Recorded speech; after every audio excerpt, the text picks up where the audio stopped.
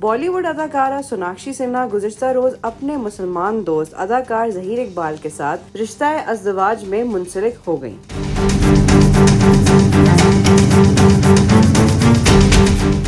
भारतीय मीडिया के मुताबिक शादी की तकरीब में सोनाक्षी ने अपनी वालदा की शादी की ऑफ वाइट साड़ी के अलावा मोतियों जड़े कुंदन के हार के साथ डायमंड ज्वेलरी का इंतखाब किया।